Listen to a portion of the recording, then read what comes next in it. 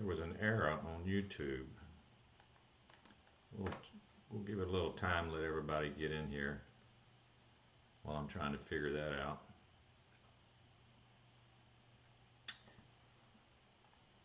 Don't know why it did that. Looks like Facebook is running good.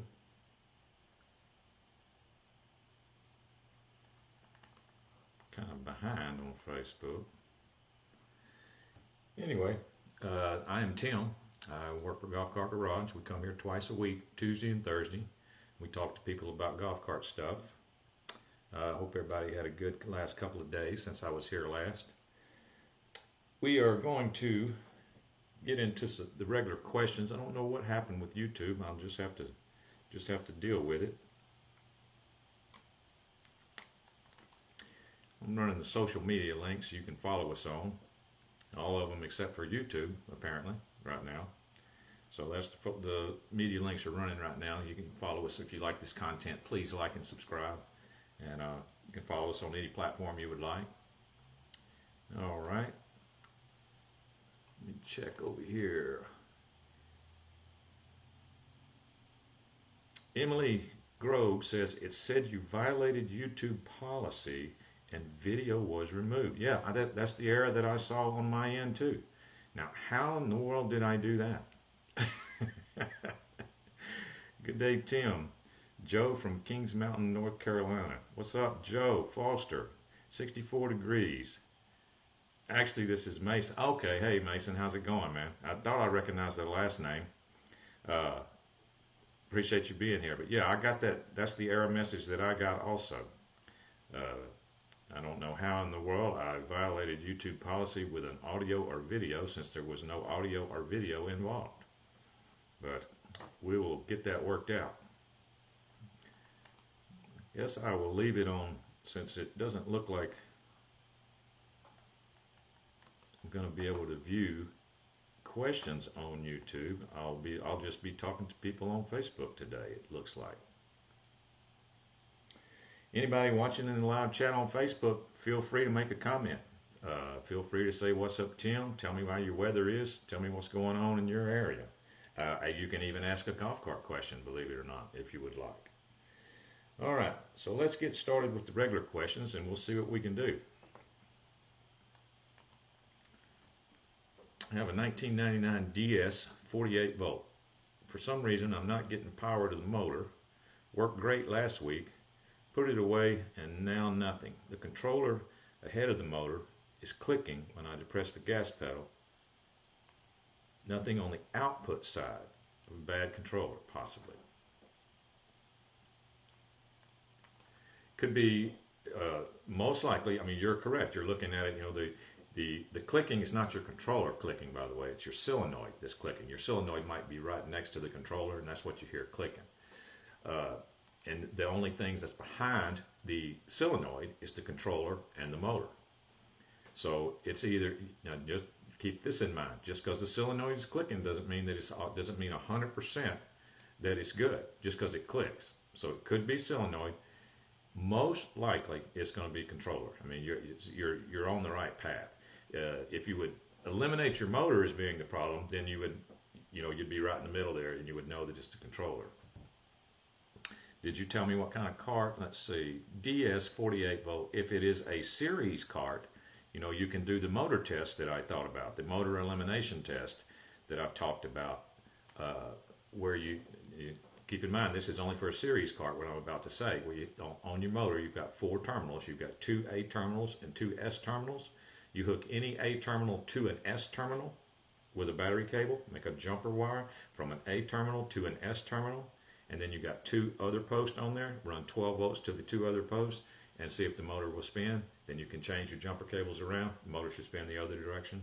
If it does that, most likely the motor's fine. So if you eliminate that and eliminate the solenoid, only thing left is the controller, is what I'm saying.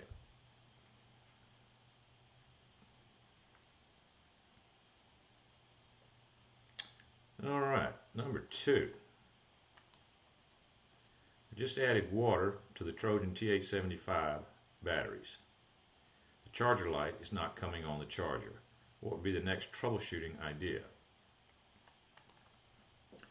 Well, the most common, you know, deal with that, the most common reason for a charger not coming on, I've talked about this a lot on this. I know a lot of times I repeat myself, but it's in the golf cart world, you know, after you've answered a couple of thousand questions, they tend to just start repeating them. The same questions come in. The same, different people have the same problems with their golf cart, so nothing I can do about that. But the most common reason for the charger not to come on is the battery voltage is too low, because the charger is DC activated. It's not AC activated. I mean, just because you plug your charger into the wall, nothing happens. So that's not AC activated. Your charger only activates after it's plugged into your golf cart. So it's got to sense a certain amount of DC voltage before it comes on. So that's the most common reason. So I would need battery readings off of your batteries with a voltmeter, with a handheld voltmeter like this. That's what I would need to see if that's the issue, or that's what you need. If it is the issue, then we could talk about how to maybe charge them up to a certain point before to get your regular charger to come on. There's lots of ways to do that. I mean, I could talk about this for a while, but we got other questions to go over today. So you're going to need to get your voltage up in your battery pack up to a certain amount for your charger to come on. Now, if you could get another charger and just verify that that's the case, it doesn't come on with another charger, then you know I'm correct. Let's see. See what it's saying on YouTube there. Yep, still says the same thing. That's weird. All right, number 3. The golf cart on-off switch is turning around and hard to get the key out when trying to find off. Do I need to tighten it? If so, and how? Let's see. Tighten it? If so, and how? Okay, you're talking about, sounds like you're talking about the key switch, and I understand what you mean. Depending on which golf cart you have, there's different types of key switches, and there's different how they mount to the dash. So in your case, you may have to look at the backside to see if you're missing something on the backside. EasyGo has a nut that screws on the front side. So depending on which brand, it's a different way of mounting. But it sounds like you might be missing a part, or your dash hole that the key switch is mounted in is walled out or something, and it's just spinning free. So yeah, there's got to be a way for you to tighten it back up. So, but it just depends on which key switch you actually have. John Norris, good day, Tim. What the heck happened on YouTube? I don't know, man. I started it and everything was fine, and then I got a message that says that I violated some kind of policy with audio and video, audio or video, which I had none going, audio or video, so I don't really know. Say, Mark Fulsom, what's up, Mark? Glad you could make it. Hey, bud, from Dayton, Texas, buddy. Swag. What's up, Swag, brother? Dayton, Texas. Where is that located, Mark? I'm not familiar. I was in Texas for quite a while. I don't know where Dayton is. I was in East Texas, close to Tyler, for a number of years. Let's see here.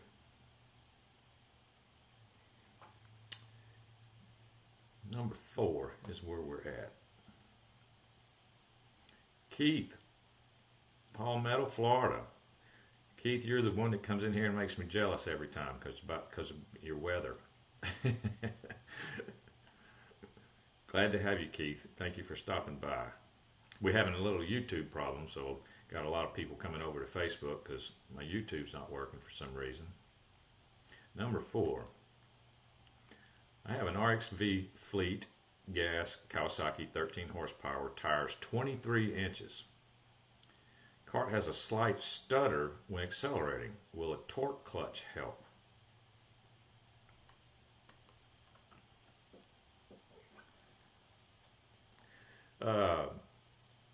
I don't know about a torque clutch, but maybe a new clutch. Torque clutch is not going to help with a stutter. See, you must have something. You've got something jumping around. It's not supposed to be jumping around. So I would want you to look at the clutches when you take off. Like take the seat off the golf cart. Figure out a way to sit on it and take off, and watch your clutches as you take off. If your car is stuttering or shuddering, a gas cart, then you should be able to see it. You should be able to see where that's coming from, and it's going to be in one of your clutches, either your drive clutch or your driven clutch. You should see your belt going up and down, or something's going wrong there.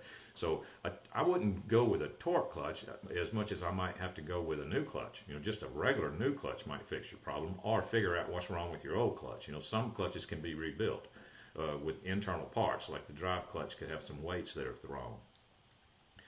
Mark says he's halfway between Beaumont from Houston. I got you. Yep, I'm familiar with that area.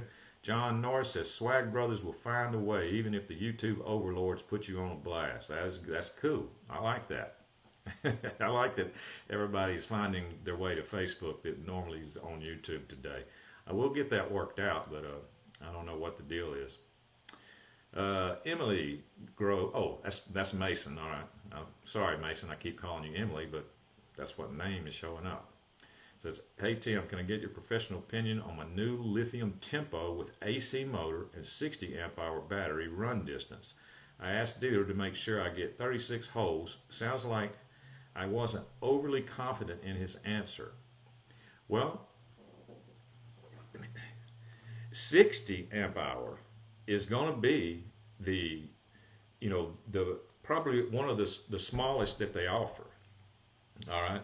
Now, if your golf cart is completely stock, from what I understand, I haven't done this real world test, so this is just from what I've understand and from talking to customers that have already done this and have already been through this, that the 60 would be a compatible battery pack, the 60 amp hour, or the low end battery packs. There's something, I think that I've seen 57 amp hour, something like that in other brands, but 60 is going to be relatively small. It's going to be the compatible battery pack with your lead acid that you just replaced. So if you feel like you could get, from the way that I understand that, is if you were getting 36 holes out of your good set of lead acid, you should be able to get at least 36 holes out of this new 60 amp lithium. That's the way that I understand that, because they're not going to come out and give you they're not going to sell you something that would be worse. I mean, that wouldn't make sense to me. That would be less distance than your lead acid. They're going to want it to be at least as good with 1/4 of the weight or better. So that's the way that I understand it. And okay, yours is the stock setup. So I'm just pretending to be my wife today. All right, well, glad you could make it. John says should get 20 miles pretty easy. See, that's what I'm saying. In a good set of lead acid, you can get 20 miles. You can get anywhere between 15, 25 miles even. I've done many 15 to 20 mile tests on a good set of lead acid. So if I couldn't get that on a 60 amp lithium setup for my golf cart, I wouldn't even worry with it. So that's why I'm saying it would be fine if you were getting 30. Were you getting 36 holes before on your old lead acid would be my question. 20 miles should easily make 36 holes. I think 18 holes is approximately 5 miles. Well, then you should be good to go. But please, keep us updated. I need real world data on lithium. That's what I need, because I don't have lithium right now. I'd love to. I've got some plans to have some. So I need some real world data on lithium from anybody who is going through it or anybody who has done it. I want you to tell me about it. I want you to talk to me about your range. I want to know about your amp hour of the battery pack you used. I want to know about the brand lithium that you used. I want to know all things lithium, because I love that stuff. Let me look. Yep. That YouTube thing just went away, man. All right. Let's see. Number 5. I have a 2005 club car, just replaced the 6 8-volt batteries. The charger is plugged in and the charger will only go down to around 5, never to 0, even after several hours of being plugged in. What could be the issue here?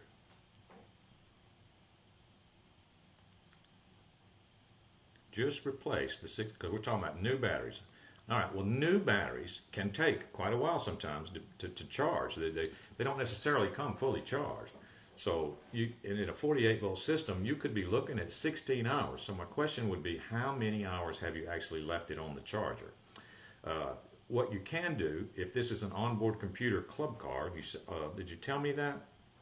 Yes, you did. It is an onboard computer club car. 2005, so yeah. This is what I would do if I was you. I would make sure that you waited 16 hours, first of all right? And then drive the cart. Go drive the cart around, discharge your batteries a little bit, bring it back and try it again, all right? If it fails a second time and doesn't shut off, then you might have an onboard computer issue. But a lot of times, some people, they jump the gun on thinking they haven't left it on long, or that they've left it on too long, and they're going to overcharge or boil the water out of their battery. So you just make sure you leave it on 16 hours, or try it in 2 charging sessions. Like I said, go drive the cart, discharge it a little bit, then come back and charge it again and see if it fails. Let's see.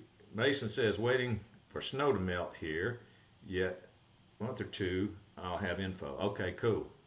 Yep, that'd be great. I'd like to hear all that.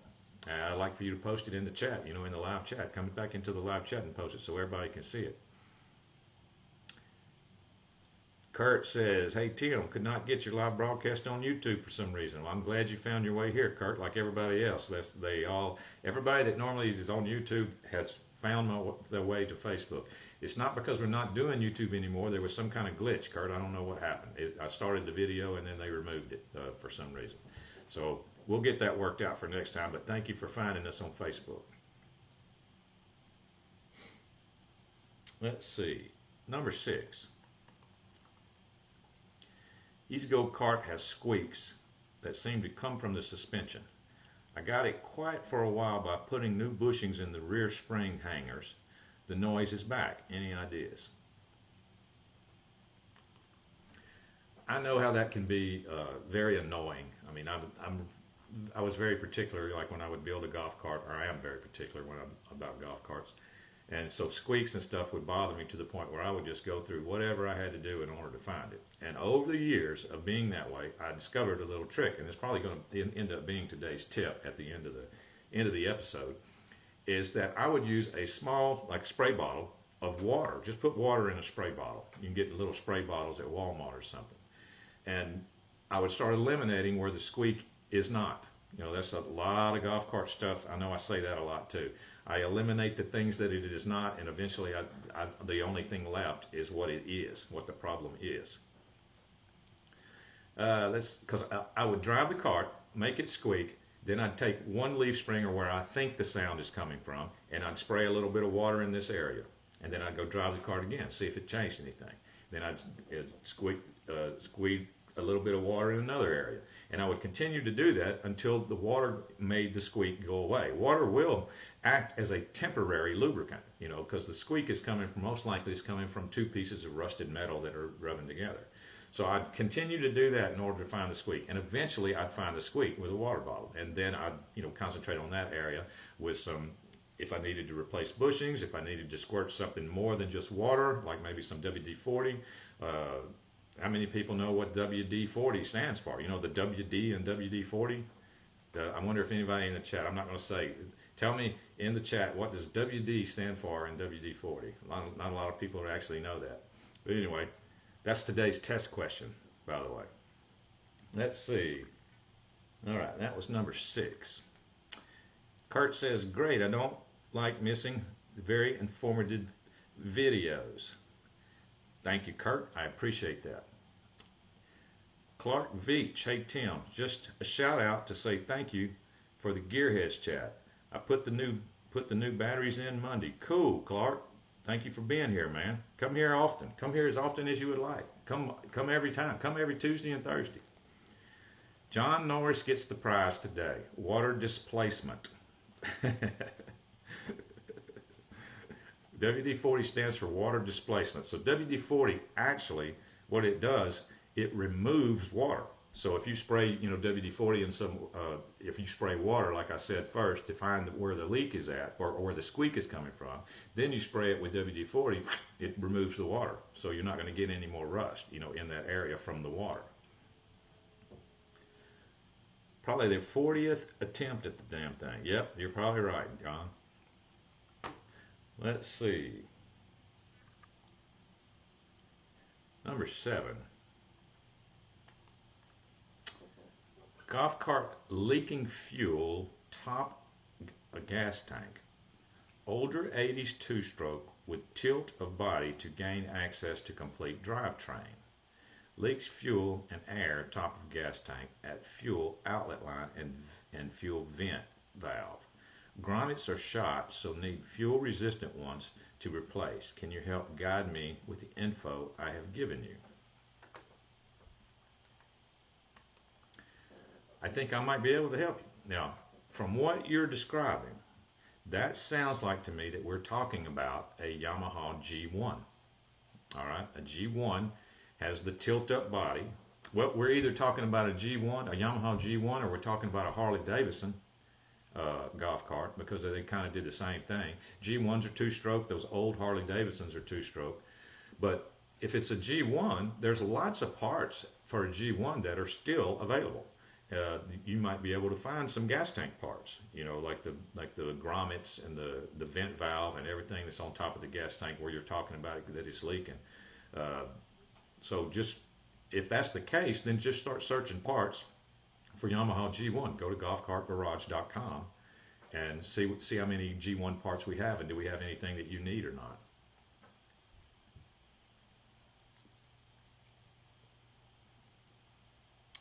Let's see, number 8. I have a used Yamaha golf cart. I think it is a G14. Looking to make it faster, but still need to move 4 adults up and down hills. Has 6 new batteries. What are the next steps? Well, if you already have new batteries and you still need more, you still need more power, because that's as good as you can get on batteries when you get new batteries. That's a good foundation. Always a good thing to have a new set of batteries, whether it's lead acid or lithium. That's always a good thing. So if you've got a new set of batteries and you still need more because you're hauling around a bunch of weight, or more weight than two people in the golf cart would be, then you need to start looking at combo kits. You need to start looking at motor and controller kits. You can get everything you need. You can get more power and you can get more speed with a combo kit. And these combo kits, they actually put a little bit more strain on your battery pack than your other motor and controller did, and that's how they get more power. They're able to pull more amps out of your battery pack. So that's why having a new set of batteries is so important. In this case, you've already done the batteries, and that's perfect. Now put you a bigger motor in there and a bigger controller. Go to golfcartgarage.com and look at our combo kits, and in the description it tells the amount of torque and the amount of speed increase you can expect. It'll say like 20% increase in torque, 70% increase in speed, or something like that. So the different combo kits for your particular car will have that in the description, and you can pick the one that you think would be well suited for yourself.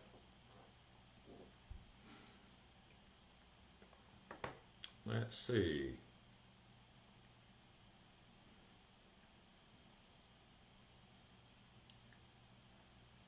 Let's see, that was number 8, so we're on number 9 now. I have a club car, and after I replaced the batteries, now the cart is having a hard time going uphill. It runs fine on flat ground. Suggestions on what could be the issue? Okay, you have a club car and you replace the batteries, and now the cart's having a hard time going uphill.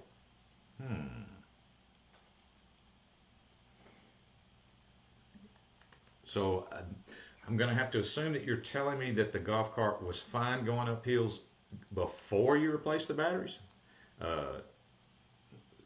So obviously check the obvious first. Would be battery cables. Make sure that you've got everything hooked up correctly. Make sure that your golf cart went through a complete charge cycle, because even if it's new batteries, it's always a good idea to go ahead and fully charge them, because that helps balance them out, when you fully charge them, because batteries come individual and then you link them all together.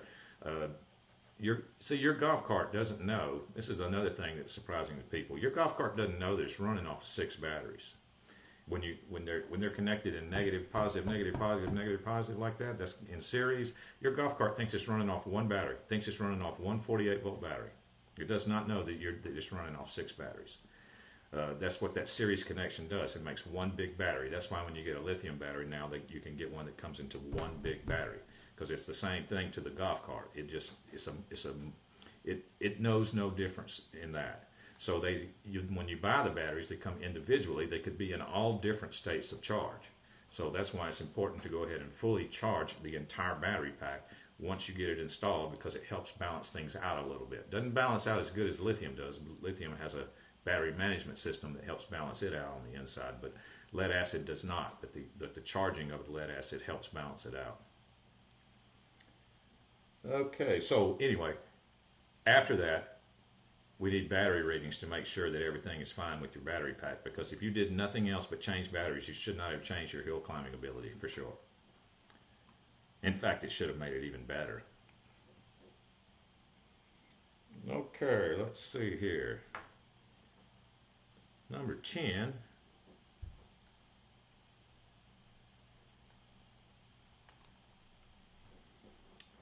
I have a 95 E-Z-GO DCS that I have to jump the solenoid to get the motor running.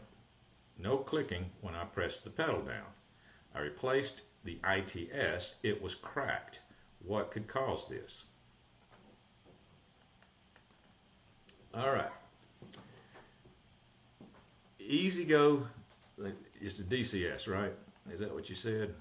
E-Z-GO DCS 95. Yeah, that's a DCS.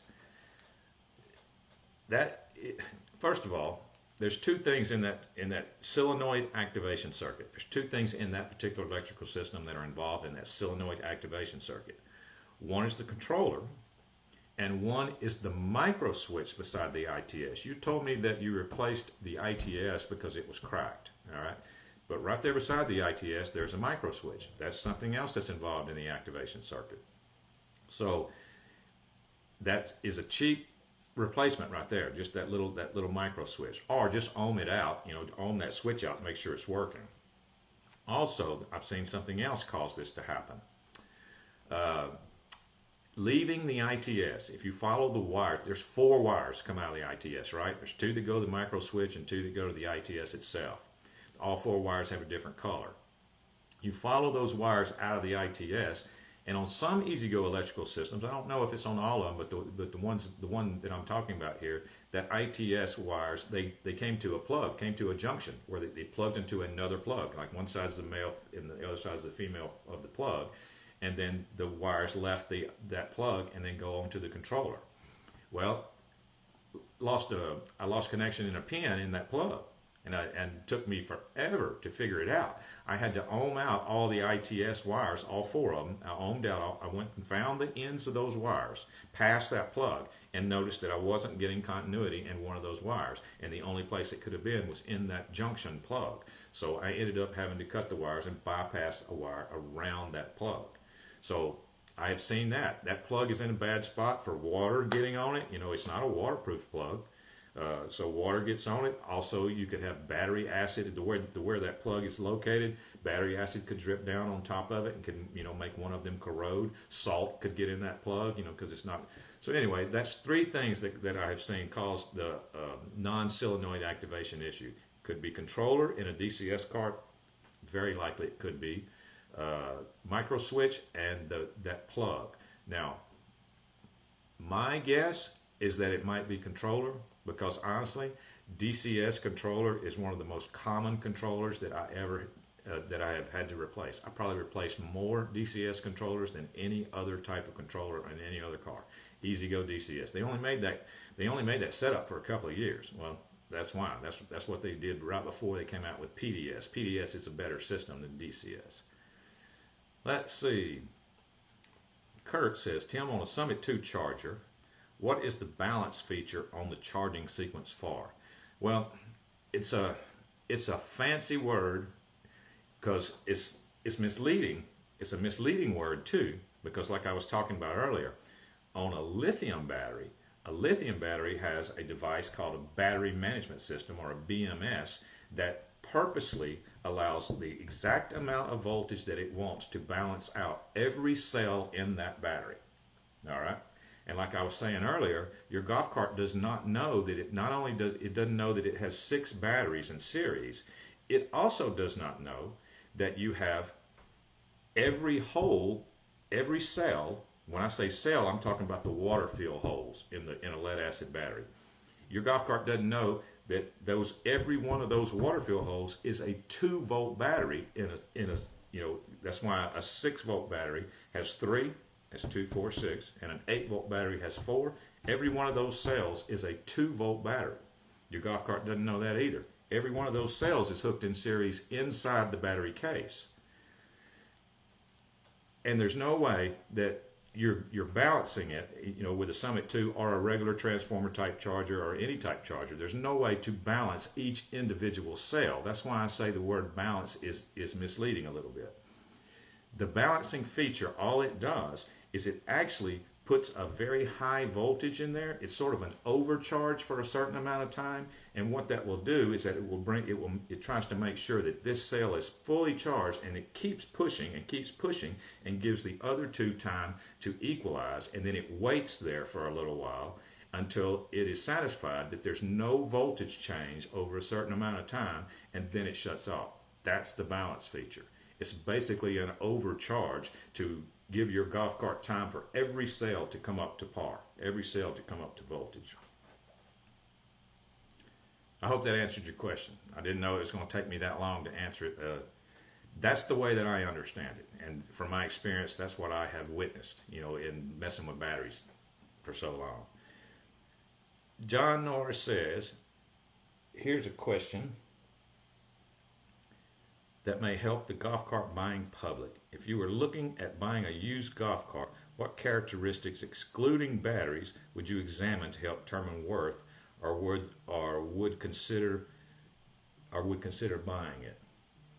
Well, if we're talking about an electric car, then the most important thing is the batteries. I mean, the age of the batteries.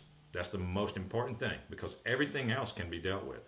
Now, the second thing I'd do is I'd lay on the ground and look up under it and look for how much rust am I dealing with. That's what I'd do. And see if I can look at the battery rack from underneath and see how much corrosion or rust I'm dealing with there. Because every time I do a battery job, or every time I ever did a battery job, there was battery rack preparation involved before the new batteries went back in. I had to scrape, paint, scrape corrosion, spray it with some type of sealer to prevent corrosion from coming back or rust from coming back, and then paint. If it's on an easy go, I would paint the rack. I'd go ahead and spray the black paint on top of some rusty metal primer just to keep that from happening again. Otherwise, eventually your battery rack's going to go away and your battery's going to fall through the car. So first thing I'd look at would be batteries. Next thing, age of batteries. Next thing I'd look at would be battery rack. See if you can look at the battery rack and see what you're dealing with. And rust under the cart. Everything else is fixable. I don't even care if the body's messed up, as long as the frame is in good shape and the batteries are good. Let's see. Kurt says, do I use it or should I avoid using it? No, David. Well, no, you can use it. I'm just saying that they make it sound a little more complicated than it really is, because the reason is because a transformer charger basically does the same thing. Before they even had the Summit 2, the transformer charger, that's pretty much all it does. At the end of the charge cycle, it sits there for a while at a very high voltage. Remember I've said that a 48-volt cart at the end of the charge cycle can be up to 60 volts or more even. Well, that's what it's doing. It's staying there at 60 volts. Your amp gauge is way down to almost zero, and your charger's staying there at around 60 volts on a 48-volt car, by the way. And what it's doing, it's going to stay there for a period of time until it senses that no voltage change has happened. Because the whole time it's sitting there, the voltage in your batteries are still rising a little bit. If it senses voltage still rising, it knows it's not fully charged, so it's going to stay running. And as soon as a certain amount of time goes by without any voltage rise in any of the cells, then the charger says, okay, this thing must be fully charged now, I'm out, and it shuts off. So it basically does the same thing. That's what I meant by That's what I meant by, you know, this kind of a misleading thing when they talk about the balance function. Bob Wilson says, good advice. Thank you, Bob. Bob Wilson, mine was running 55 this morning. You mean on a voltmeter? You was up to 55. Well, that's not unusual at all. Even 60, I've seen over 60. I've seen 61, you know, in a 48 volt pack before the charger shuts off. So that's not bad at all. John says, glad we had Facebook for a backup. Thumbs up, metal style. Yeah, I'm glad we did too, because I didn't know what I was going to do right there at first. I'm glad everybody went through the trouble of finding Facebook, you know, that normally watches on YouTube. So thank you guys for doing that, because I'm looking at YouTube. Yeah, it's definitely still down. So I'm glad y'all went through the trouble to find me. Let's see. Bob says yes. Yeah, that's not bad at all, Bob. 55. Did it shut off at 55, or was it still running at 55? I guess is what I was asking. But let's see. Yeah, we're still good. And that was the last of the regular questions. Oh, okay. And I talked about this week's tip, and it's the tip with the water spray bottle. You know, to find a squeak. You know, spray a certain small area. Don't get a water hose and drench your car, because if the squeak goes away, you're not going to know where it was. So just, you know, do the little small areas with a spray water bottle. See if you can make the squeak change or go away. Then you know you're in the correct area. And then do another. You know, if it changes, then you know you're in the correct area. That was this week's tip with the spray bottle. Let's see. And I'll run these social media platform links again. TikTok and Instagram and all that stuff. Let's see. Kirk says, didn't want to miss episode 100. Well, then you're going to have to be here Tuesday, Kirk. This is 99, right? Or am I mistaken? Is this 100 or is this 99? I thought it was 99. I'm pretty sure we're on 99. I think that episode 100 is going to be Tuesday. All right, let's see. Also, this coupon is still active. So, if you need to, please go to golfcartgarage.com and you can get 5% off any of your parts you order using the coupon code TIM8 at checkout. This expires on March the 10th, so it is still good. You got about 8 days more on it. Get 5% off any parts you order with TIM8 at golfcartgarage.com. As a lot of you know, I am part of the Gearheads on Demand service that we offer at golfcartgarage.com. You can go click on the link in the description if you're interested in scheduling a phone call with me. Just recently, there's been a lot more time slots opened up on Wednesdays. Now there's time slots opened on Tuesday morning, there's time slots open on Wednesday, and there's time slots open on Thursday morning. So there's more time slots available. If you're trying to schedule a call with me or a video call or video session, I don't like to call it a video call because I don't actually call you in a video. I just send a link to your phone, and all you do is you click on the link, and then I can see through your camera. I can see, you know, what you're looking at. So I don't like to call it a video call because it's not actually a call. It confused some customers before because they said their phone never rang. Well, it doesn't ring when you do a video. It does receive a link. So whatever noise your phone makes when it receives a link in your email, then that's the noise it's going to make. It's not going to ring like a phone call. Anyway, like I said, there's more time slots available. But if you do try to schedule with me and everything is taken because my schedule gets pretty booked, feel free to come on here in the live Tuesdays and Thursdays. You get on the live Tuesdays and Thursdays at noon Central Time, either one, Tuesday or Thursday. I'll see if I can answer your question here. Kirk says, oops, oh yeah. Says, because, yeah, this is 99, Kirk. You're jumping the gun. Let's see. John says 99. Yep. It's for the win. Yep, this is episode 99. Yeah, hopefully we'll get the YouTube thing worked out between now and then so we can be on both of them for episode 100. Let's see. That's going to be about it, guys. We got the tip done. We got the social media done. That's going to be it. Unless anybody, so Joe Foster says swag. Well, it there's something, I can tell you this, there is something in the works. It's being designed, is from what I understand. I don't know why it's taking so long, but it's not up to me. So, but it is happening. It's definitely happening behind the scenes. Hopefully, it will be soon, because I know we keep talking about it here, and but believe me, they're talking about it after I get off this show. They're talking about it too, because of you guys. Keith says, can the new Reliance charger be hardwired to EasyGo TXT? Yes, it can. It's just like the Summit almost. Almost everything about it is just like the Summit, except for the fact that it's a little bit more powerful. I don't know if you noticed that or not, or did you? The Summit's 650 watt, and the Reliance charger is like 720 watt. So it's even a little more powerful. But yes, it can be configured with just the ring terminals on the end of 2 wires and be hardwired if you would like.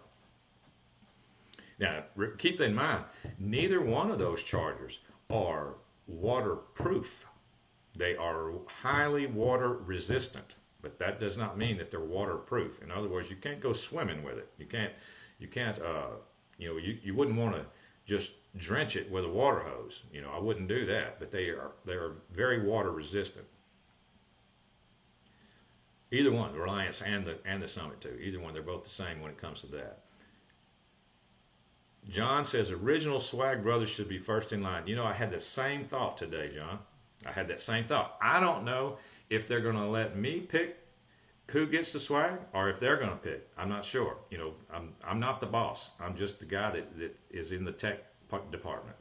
So I don't know what they're going to do with that. I'd like to pick the winners. And if I was, then yeah, it would be original Swag Brothers that would be in the first in line. All of us live chat rats, the original Swag Brothers, and the sisses too. Yep, I agree. I totally agree. All right, guys, I'm going to get out of here. I will see everybody on Tuesday for episode 100. The garage is now closed.